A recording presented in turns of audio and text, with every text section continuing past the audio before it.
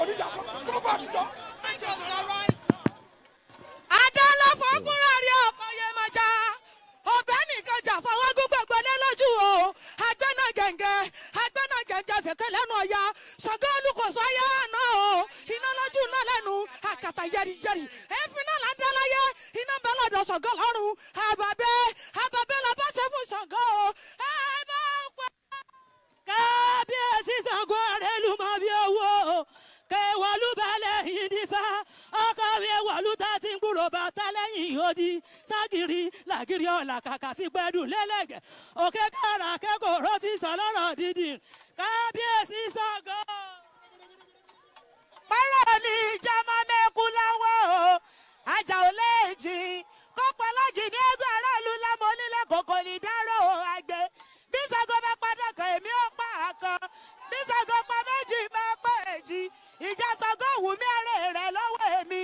Eégún ọba òòṣà títí rí orí tí ibi fẹ́ léèrè wò. Fẹ̀rẹ̀ ló òfo lé, fẹ̀rẹ̀ ló òfo ṣe o. Eégún ọ̀rọ̀ yẹn sáwọ́ lóde là ń fara kiri. Pẹ́rẹ́ òní ìjà máa mẹ́kú láwọ̀ o. Àjà ò lè dín. Ọpọlọ dì ní. Eégún aráàlú lámọ́ nílé kòkò ní dárò ọmọ àgbẹ̀. Bí Ṣàngó bá padà kan èmi ò pa àkan. Bí Ṣàngó bá padà méjì máa pé èjì. Tèmi tí alájọ́ sanwó lóde lẹ́yìn àpàjùmọ̀. Àtọ́bájáyé olómi ọkọ mi o ẹni ẹni nígbà ni òṣàgbà tẹ̀mí yẹ̀wò Ifá lọ nígbàwá ewúrẹ́ Ṣàngó ewé gbèmí lọ nígbàwá mi bó o bá dọ̀yìn ọmọ mọ̀tá mi bó o bá dọ̀gìn yóò mọ́mọ́ fẹ́ràn yá mi jẹ olójú ọ̀rọ̀gbọ́.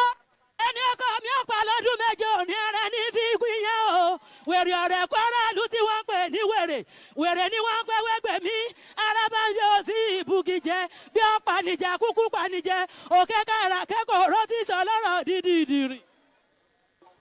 Àrìrà o kẹ́ bá ń pẹ́.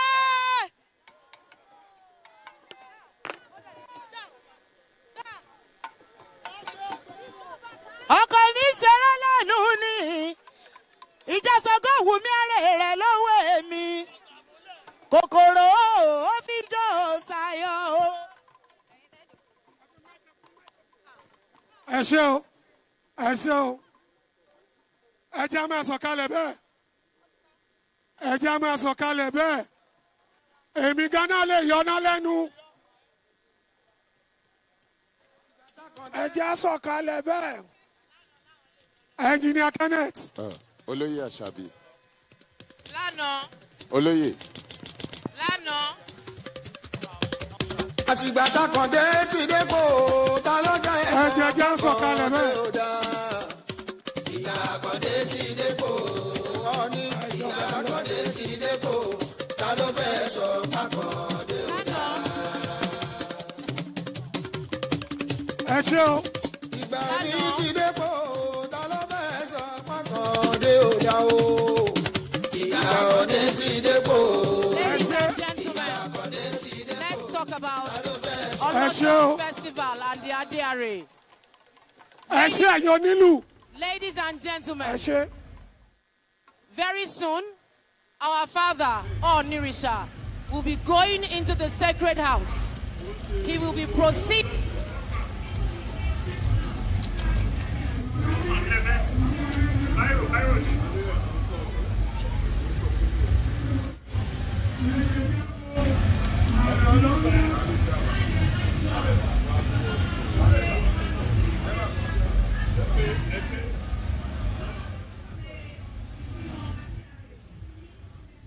That was in ILE-IFE, Shango. And just before Shango's performance, the cultural group rendered a song about one of the unique items of Olojo's festival, and that is the sacred Are crown being adorned by Oni of Ife once in a year. Olojo Festival is famous because Oni features prominently in the festival, and that is why the festival is being regarded as Oni's festival. where he comes out to the public with his beaded Are crown inherited from his ancestors. It is on historical record that before Oni could adorn the sacred and beaded Are crown, he has to be in seclusion for 7 days, where he seizes the period to commune with his ancestors and gods. During the 7 days in seclusion, the Oni is forbidden from interacting with any human being. He's forbidden from taking or eating food. He's forbidden from drinking during the period.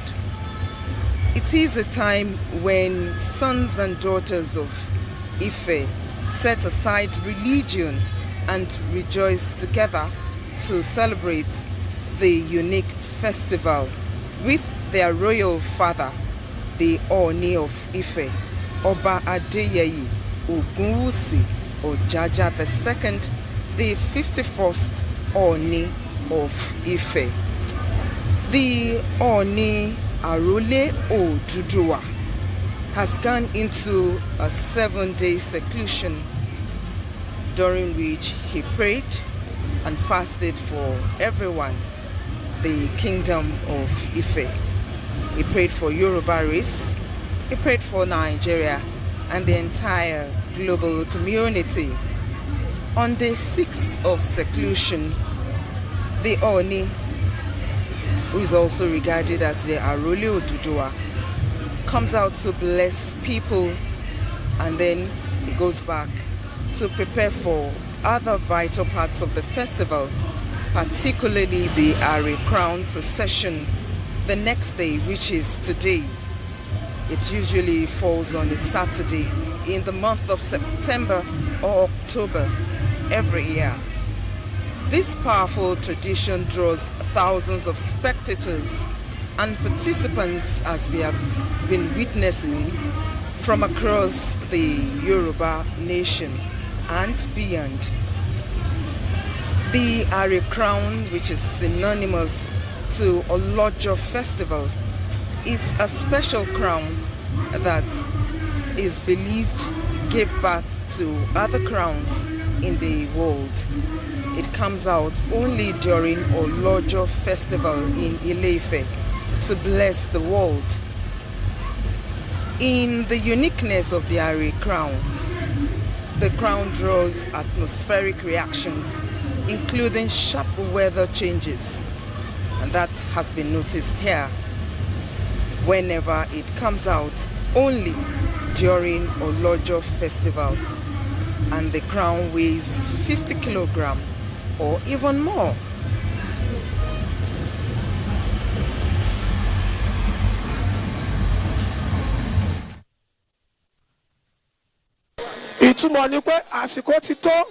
Olojo Festival is a highly spiritual exercise. Oh yeah, that promotes a strong indication of God's creation. Obrigado. Ewa, the existence of mankind and the day of the first dawn on earth. Odun Olojo has to do with our ancestors, all traditional deities, that has to do with divinity, particularly Ogun, the youngest of them all, who emerged as the pathfinder, Olulano, by breaking into the Big Bang Theory.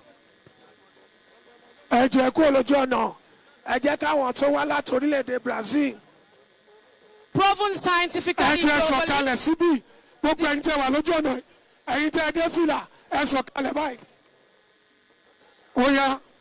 Àjọyẹmí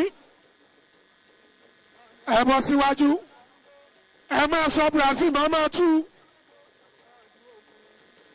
ẹ ṣe dé Brazil máa tú.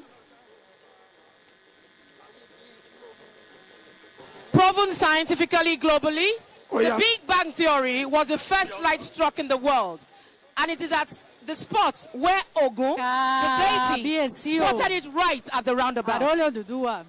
This gave birth to the celebration of God, the creator of the universe, heritage home through in Brazil, Olojo Festival, representing the all first the and Afro-Brazilians, the new dawn. to say that it's a pleasure to be here, and we are all Omodudua.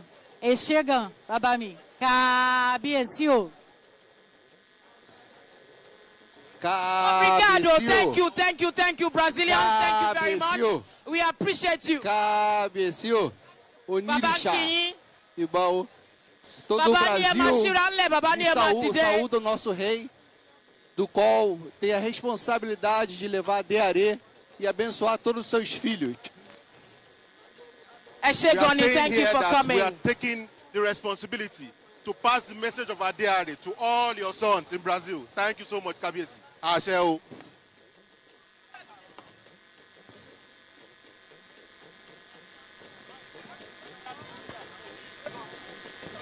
Thank you so much. Ẹ jẹ́ bá wa kúrò ní ọkàn yìí. Ẹni tó máa wá sọ̀rọ̀ nípa Adéarè ó ti wà mí.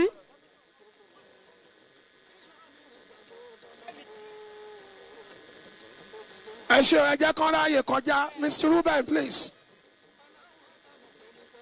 How are you doing? Aṣọdún ọlọ́jọ́, akégbàjúre. Aṣọdún ọlọ́jọ́, akégbàjúre. Aṣọdún ọlọ́jọ́, akégbàjúre.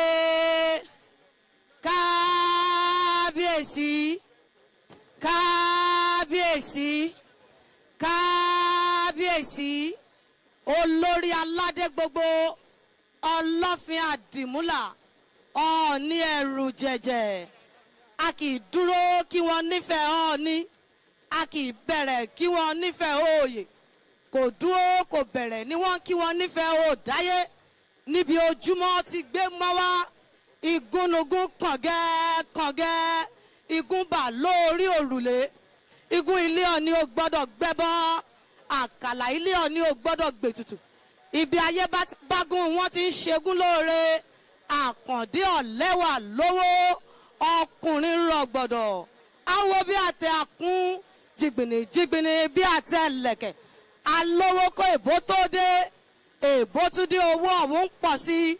Ó kọ́lé òtútù ságbàlá, ó tún kọ́tọ̀ rinrin sáàfin.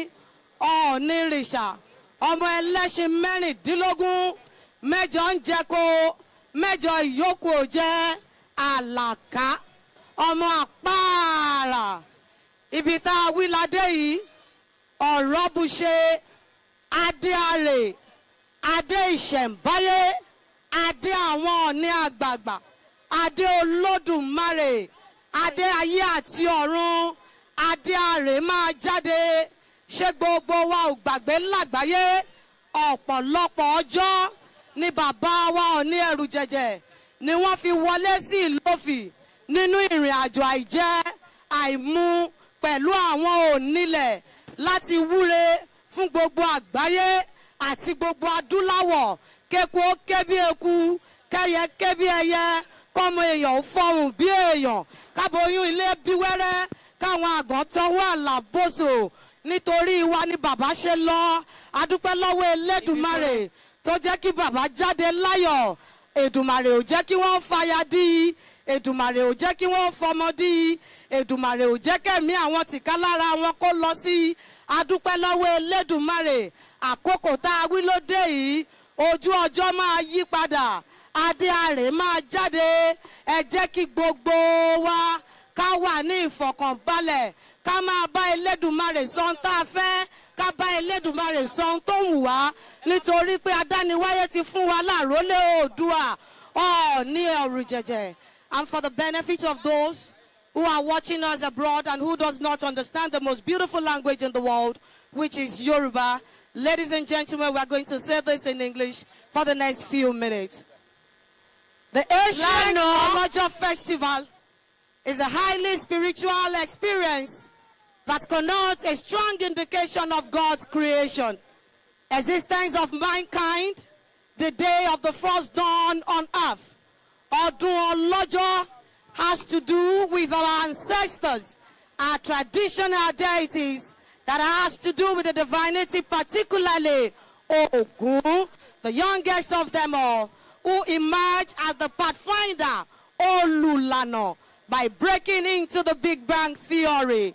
Proven scientifically, the Big Bang Theory was when the first light struck in the world, and it's at a spot where Ogun, the deity, spotted its right roundabout. This gave birth to the celebration of God, the Creator, the universe, through Olojo Festival, the first and the new dawn. Listed by the beat-by-beat procession of the Olojo Festival, the Ooni Arole Odua has gone into the seclusion, which is the first one. He has fasted and prayed for everyone, for the kingdom of Ife, Yoruba race, Nigeria, and the entire global community. On the 6th day, the Arole Odua comes out to bless the people and go back inside to prepare for all the vitals of the part of the festival. The Are procession, which is today, is coming up in the next few minutes. The Are crown is a spiritual crown that gave birth to all the crowns in the world. It only comes out during the Olojo Festival in ILE-IFE to bless the world. In its uniqueness, the presence of Are crown draws atmospheric reactions, including sharp weather changes, whether it comes out only during Olojo Festival. Ladies and gentlemen, it is notable to know that the Are crown weighs 50 kilograms. The cleaning and cleansing of the palace. On the 7th day, the women from across all ruling houses from Oduduwa lineage in Ife will gather to clean and cleanse the palace premises, to eliminate negative energies and bad spirits, clear the pathway for the mysterious Are crown, thereby setting the proper tone for the Olojo Festival. The Are crown procession on Saturday, which is today, the Ooni will appear to the public to receive and bless the guests and everyone present before going in to prepare to wear the Are crown. Arole Odua's traditional aides, who uses forces and powers of the ancestors to clear the land and create powers in preparation for the Ooni of Ife and the unique Are crown. They go from Okemogun shrine 7 times to achieve this. Afterwards, the Arole Odua Ooni then emerges with the Are crown, first with spiritual visit to where all his ancestors are, as he traces lineage up to 64 bearers, as he visits them to pay homage one after the other, before emerging publicly to bless everyone present and the entire world. During this time, everyone present reconnects with their creators and use the highly sensitive moments to seek God's blessings and favor. It is believed that prayers are answers during this moment. The Are crown procession starts at the Enukeru, the palace main entrance, where patrons are released as a symbol of peace to the entire world, particularly the black race. The Ooni will then proceed and face where Oduduwa's house was to offer traditional prayers. The next stop is the roundabout, also known as Orita, the roundabout where the first female who God gave the world power to, God of it all, to offer his prayers. From Orita, the Ooni will then proceed to Okemogun, where the Big Bang first happened, to offer prayers before proceeding to Idiaje to offer prayers at the temple of the deity of wealth before proceeding to Ita Oronfe, the roundabout where Oromiyan stays, and everybody that has to do with the lineage of Oronfe, Obatala, Shogo, came together and gave the power to Are. At Ita Oronfe, the Ooni will be offered a ram and to make a 360 degrees U-turn back to the palace to rest the Are crown and back to its base. Odoare.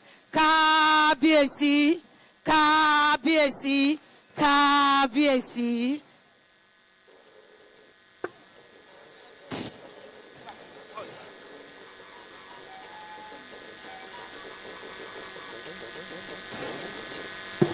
Thank you. Ìyá gbogbo olóríṣà.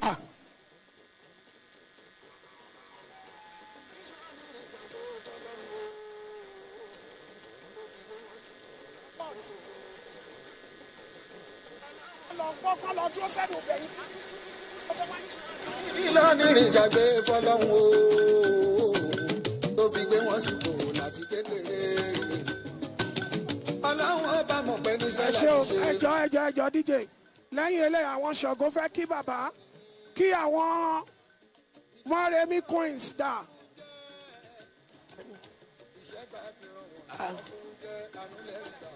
Ẹ jọ̀ọ́ bàbá ní káwọn onílù yẹn kí gbogbo wọn dákẹ́. Please, please, please.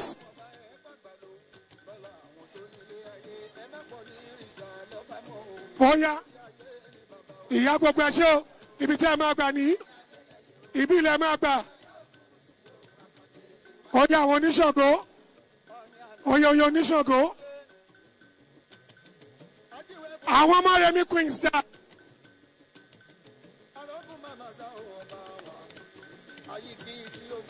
Ẹ ṣé o, ẹ̀yin oníṣàngó, ẹgbẹ́ abẹ́yẹ sọ̀kalẹ̀.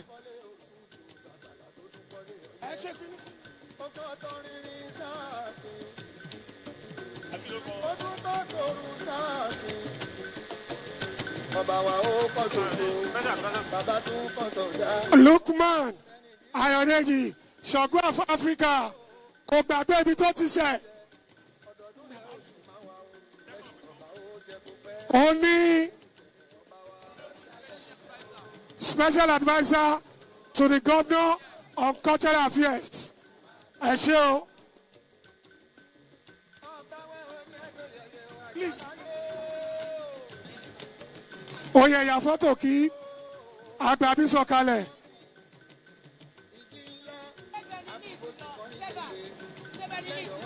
Ẹ ṣé o, ẹ jẹ́ ká gbàbí sọ̀kalẹ̀. Ẹ ṣé Ṣàngó of Africa àti gbogbo àwọn tí wọ́n jọ kọ́ orin bàbá ní ká dúpẹ́ lọ́wọ́ yín. Ẹ ṣé o, ẹ jọ̀ọ́ yẹ jẹ́ gbàbí sọ̀kalẹ̀. Ẹ jọ̀ọ́ ẹ jẹ́ ká gbà bíi ibi la máa gbà ibi gbogbo oníṣàngó àgbà ibi tẹ́ ẹ máa gbà rè ibi ilẹ̀ máa gbà màmá ok ibi ilẹ̀ máa gbà.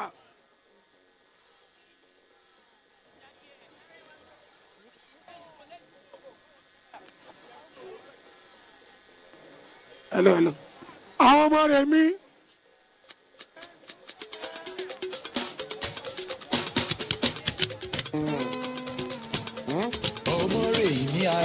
DJ Oya Mọ́remí akí kábíyèsí lẹ́yìn náà àwọn oníbàjẹ́ àdó obìnrin.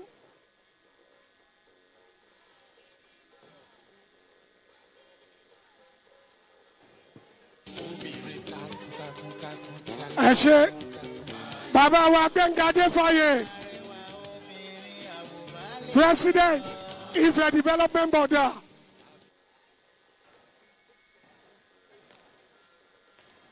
Mọ́remí oya.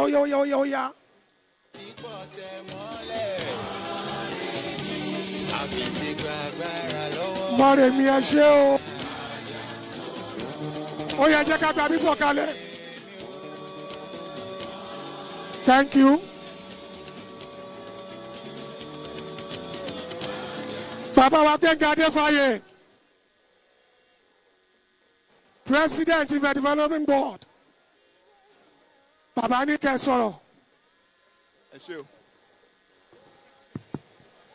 Kábíyèsí o. Kábíyèsí o. Kábíyèsí o. Bàbá akú ọdún o. Akú ìyèdú o. Ọdún àyàbò o. Àsọdún rẹ̀ àṣẹ mìíràn. Bàbá ẹsẹ̀ lọ́pọ̀ o. Orí ni lọ́dà. Ọ̀rọ̀ tí máa sọ kò pọ̀. O ní láti dúpẹ́ lọ́wọ́ yín. Ibi tẹ́ ẹ gbọ́dún ìdé. Ó ti dọdún gbogbo àgbáyé sọdún fẹ̀ nìkan mọ́ gbogbo ayé ló ń ṣe nǹkan ṣe máa ń wí lọ́dọọdún náà ní pé bí ilé ayé ṣe máa tòrò sí bí Yorùbá ṣe máa papọ̀ kínú rẹ̀ á máa dùn bẹ́ẹ̀ tí ń sọ àyè máa rí sọ bẹ́ẹ̀ tí ń ṣe ẹ̀ máa rí ṣe gbogbo ọmọ Yorùbá iṣẹ́ tí bàbá rẹ̀ wá nìyẹn o kọ́rọ̀ wa papọ̀ kínú wa dùn káyọ̀ wa kún aṣọdún ní asẹ̀mí o aṣọdún ní asẹ̀mí o akégbàjúre o ẹ ṣé bàbá. ẹ ṣé o bàbá kò sí bá ṣe ṣe lẹ́yìn náà ààrẹ láfikún Ọ̀ṣun State Cultural Troupe ẹ máa bọ̀ ìṣẹ́jú mẹ́ta. ọdún ọlọ́jọ́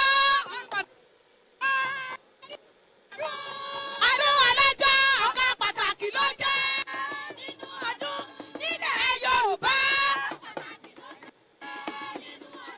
nílò ọgbà àgbáyé àwa ó sọ ọdún wa o ọdún bàbá ni kò léwu ni àwa yóò sọ ọdún wa o ọdún bàbá ni kò léwu ni ẹ kú ọdún wa o onírìsà Ògúnwùsì kádé pa lórí. bàbá kẹ́ ẹ pẹ́. bí bàbá ti ń pẹ́. bàbá kẹ́ ẹ pẹ́. bí bàbá ti ń pẹ́. kẹ́dọ̀gbà kẹ́dọ̀gbọ́ kájára òwúrọ̀ lọ o onírìsà Ògúnwùsì kádé pa lórí. ojú ọlọ́rọ̀ ilẹ̀kẹ̀ ẹ̀rọ. ojú ọlọ́rọ̀ kì í lẹ̀kẹ̀ ẹ̀rọ. ojú àmọ̀kòkò kì í tọ́lẹ̀ àmọ̀. àmọ̀kòkò kì í tọ́lẹ̀ àmọ̀. àgbẹ̀ ọmọ wúrà ọlá.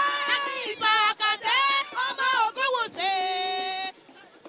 kì í ká òòsà ilé ìlànà nǹkan. ọ̀tá ilé. àtàtà òde. ọ̀tá ilé. àtàtà òde. wọn ò lè rí ọmọ tó ìwọ làgbà. onílùú kò ní jẹ́ ojú. ẹ má tún wo àtúnkájà Àgbàtúndé Adéyẹyẹ ẹni ìtàn ẹ má tún dé ẹ má tún wo ọdún ọlọ́jọ́ ọdún ọlọ́kọ́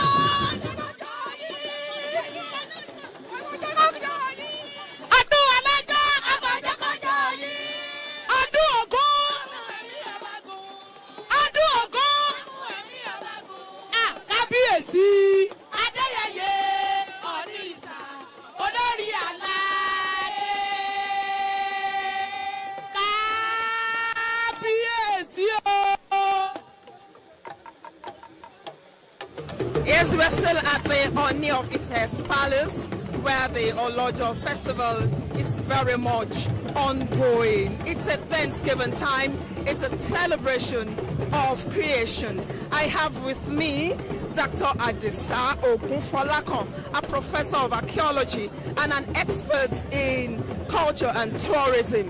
The ILE-IFE crown is very synonymous with the Olojo Festival. Exactly, yes. Can you tell us more about the ILE-IFE crown? Yeah, the ILE crown, which is believed to have won by our ancestor Odudua when the Obaship institution was established, is the oldest crown in the whole of the world.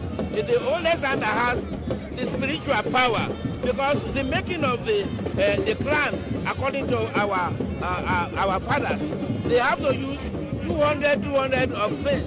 200 of cutlass, 200 of hole, 200 of rat, 200 of snail, and so like that. So it has a very great spiritual power, and it has a very significant role in the ownership of the Yoruba people, because there's no Yoruba person or Yoruba community that has an Oba without having a chain of that as a crown in their crown. So that array is a very significant array for the festival, for the Yoruba people, and for the entire world. So today, that array crown comes out once in a year.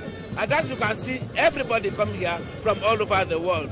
And because of the spirituality and power in that crown, any prayer made today definitely is going to be answered if any person that gives that prayer believe in it. It's good. I know that every year people come here to ask for specific things. And by the next year, you see that coming out with that thing. So it has a very great significance in the issue of Yoruba people, and most importantly, in the issue of the Ife people. And that's why you can see us today, everybody coming out together. Today, because of this festival, there are some people that you've seen maybe for the past 1 year, you will see them. And that is the importance of festival in Yoruba land. It unites us together, it brings us together, and actually it increases the awareness of the Yoruba people in their own in their own heritage. So Are plays a very significant role in Olojo Festival, Yoruba history, in the Obaship, Yoruba land. Let me ask you, if the Are crown comes out aside today, is there any repercussion or is there any punishment? Well, it can never even come out apart from today. Even if there's a need for the Oni to consult or to seek for a special prayer, if you go to inside where Are is out to make that prayer. So it has never happened that it comes out after or before Olojo Festival. So it can be. Yes. Thank you very much, Professor Ogunfola. Thank you very much. Also with me is a visiting tourist from Canada. He's busy taking some photographs of another group that is here to pay obeisance to the Oni of Ife. He will speak with us shortly. People join Nadai. Oni wupe ọ̀nà ti ṣe rìn fún ọ̀nìrìṣà. Lẹ́yìn náà, bàbá ó dìde. Ladies and gentlemen, you will agree with me that this is a time that we all should be very sober, because our father, Babawa Onirisha, will be going into the ancient room to carry the Adiare. At this point in time, you will see all the cultural men with whips in their hands. They are carrying out some traditional and cultural rites before Baba will go and carry the Adiare. Lano, please proceed. Àwọn tẹ́ ń wò yìí, àwọn ni wọ́n ń pè ní lókolóko. Ìpín méjì ló pín sí. Wọ́n á kun ẹfun, wọ́n á dẹ̀ tún kó osùn. Bí wọ́n bá kun ẹfun yìí, òsùnmọ̀ sílẹ̀, sùnmọ̀ sẹ́ni. Ẹni tó bá ṣe dáadáa, orí ẹni ni wọ́n á sùn sí. Ẹni tó bá ṣàìdá, ilẹ̀ ni wọ́n á sùn sí. Òkúma ló sùn, kùmà láta. Ẹni tó bá ṣe dáadáa, osùn ni wọ́n á kùn. Ẹni tó bá ṣàìdá, ata ni wọ́n máa kùn. Orí tèmi ò ní jẹ́ ká kùn mí láta o. Orí mi ò ní jẹ́ ká kùn mí láta o. Níbi tá a wá dé yìí, àsìkò ti tó láti gbọ́rọ̀ lẹ́nu ìjọba ìpínlẹ̀ Ọ̀ṣun. Ẹni tó ń ṣojú ìjọba ìpínlẹ̀ Ọ̀ṣun, wọ́n ti wà ní igbákejì gómìnà tí wọ́n tún jẹ́ ọmọ onílùú tí ò ní fẹ́ jẹ́ tú. Àwọn ni Honourable Kọ́lá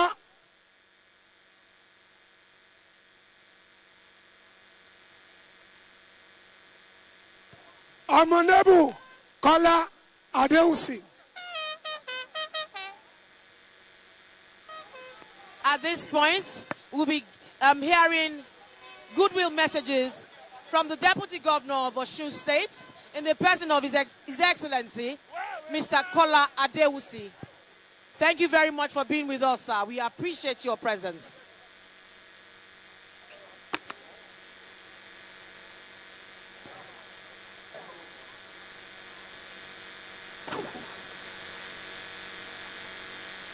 Mo kí gbogbo fẹ̀ lápapọ̀ o. Ife oyè o. Ife oyè o. Ní orúkọ ìjọba ìpínlẹ̀ Ọ̀ṣun tí dókítà sẹ́nẹ́tọ̀ Adémọ́lá Jackson Nurudeen Adeleke tó jẹ́ gómìnà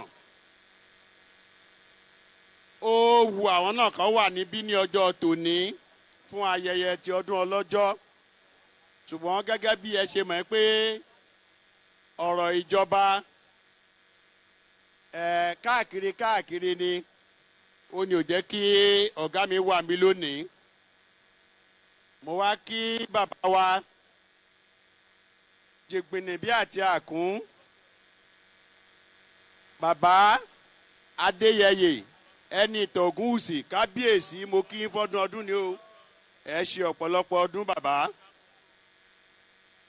mo kí ìyàwó gómìnà ní ìpínlẹ̀ Ògùn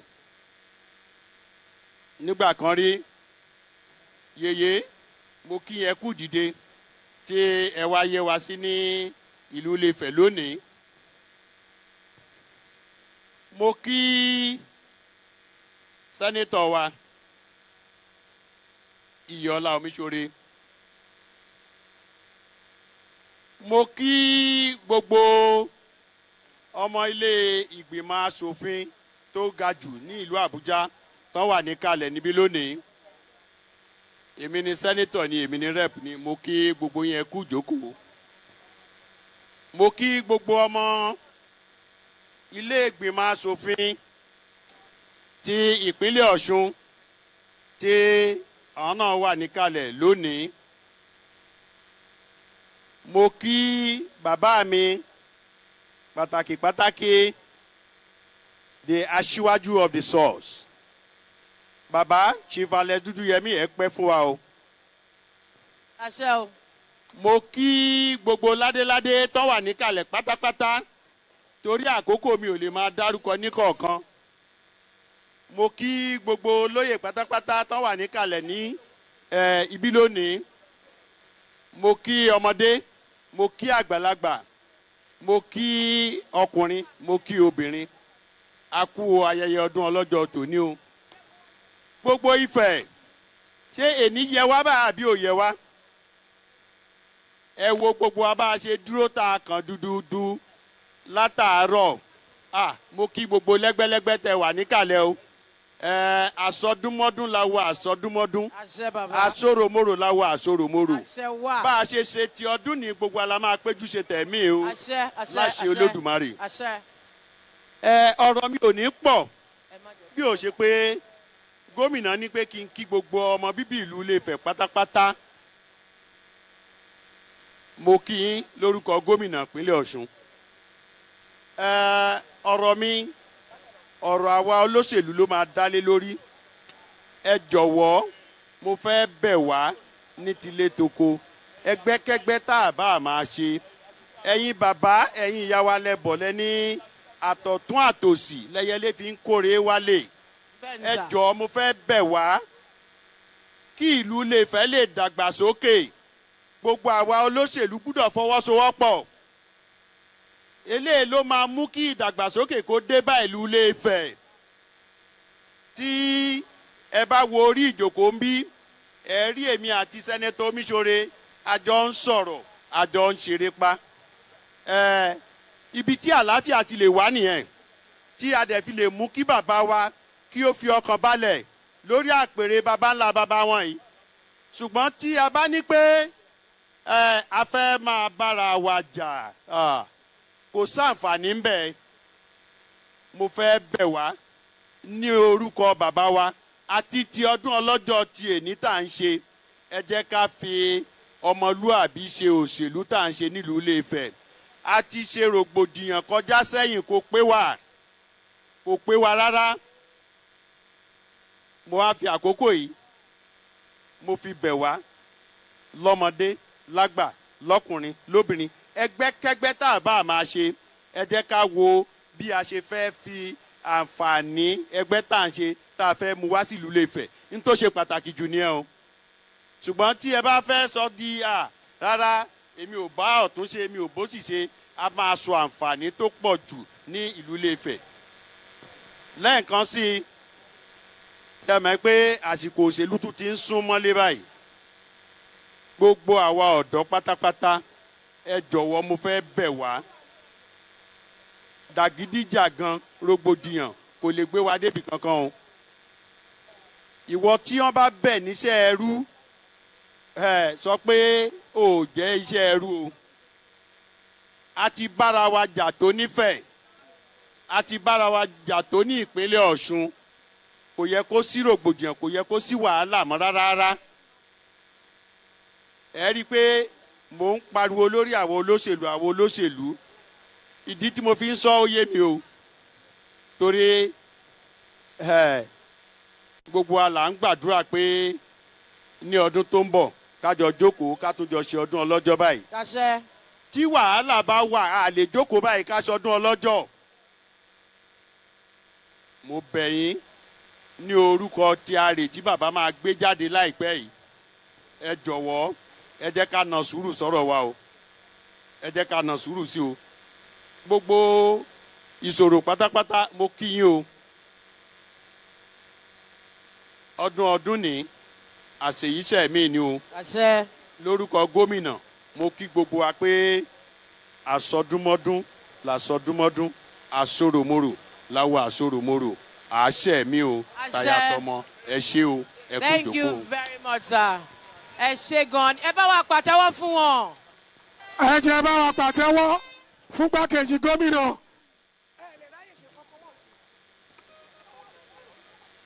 wọ́n ní ó fún tọwọ́tọwọ́ ó fún tẹsẹ̀tẹsẹ̀ ó fi gbogbo ara fún sẹ̀rùsẹ̀rù. kó tó di pé bàbá máa dìde sí i. ó tó kọ àìrèlò lọ́dún.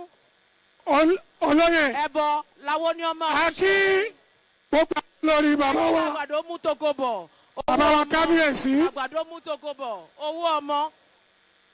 láṣẹ ilé ìdùnnú. a kí olórí Dr.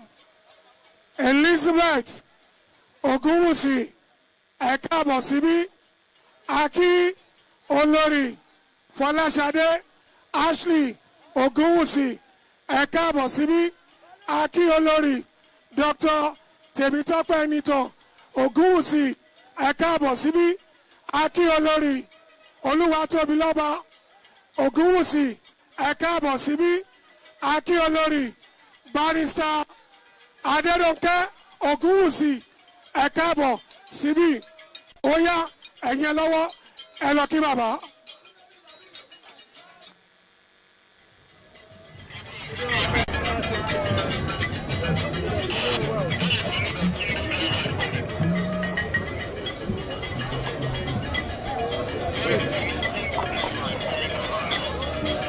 The Deputy Governor of Osun State, Kola Adeusi, has appealed to the people in his speech. He called for peace, unity and oneness of the people of ILE-IFE, Osun State and Nigeria. He specifically called on the youth to shun violence come the next general elections in 2027. Now, while we await the Ooni of Ife to go into the inner chamber to get the Are crown, I would like us to listen to a visiting tourist from Canada, Ruben Abib. You have been an annual participant at this Olojo Festival. Can you just describe to us how it has played out over the years? Any improvement? Well, no, there's no problems. I've been coming here since 2018, and I've seen the event where they've had more seating and less seating, but it doesn't really matter the crowd to be powerful. The Olojo Festival for myself has grown to be a very important component of my yearly life, and I love to be here among not only the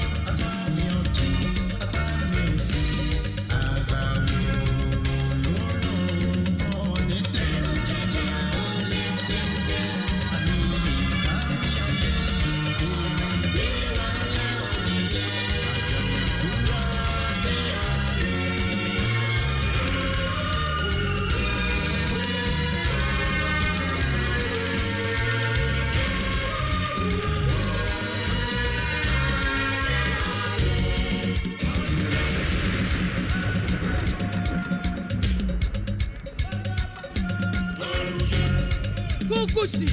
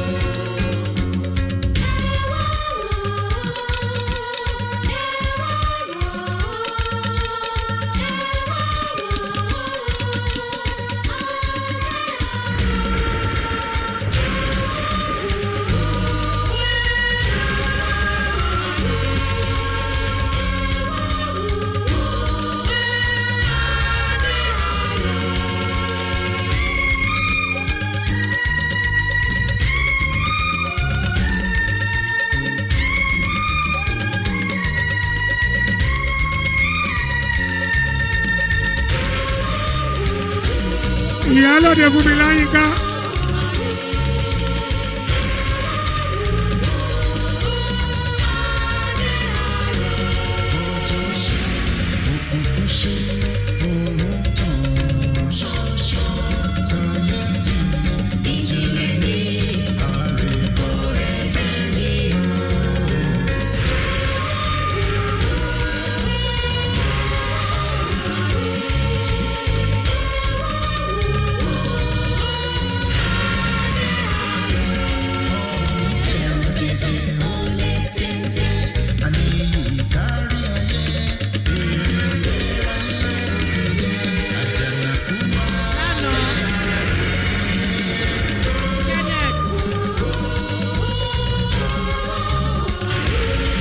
We have work to do.